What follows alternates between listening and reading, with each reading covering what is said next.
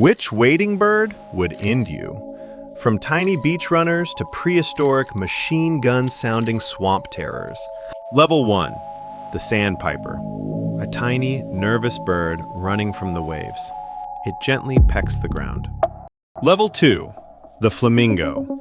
Tall and clumsy. If you corner it, a sharp snap from its curved beak leaves a painful pinch. Level 3, the great blue heron. A silent, focused spearfisher. A lightning-fast stab from its dagger beak leaves a deep, agonizing puncture wound. Level 4, the marabou stork. A massive, aggressive scavenger.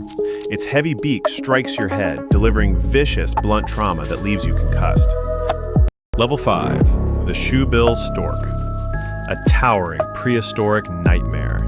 Its razor-sharp, hook-tipped jaw easily crushes your bones, causing catastrophic structural failure to your body.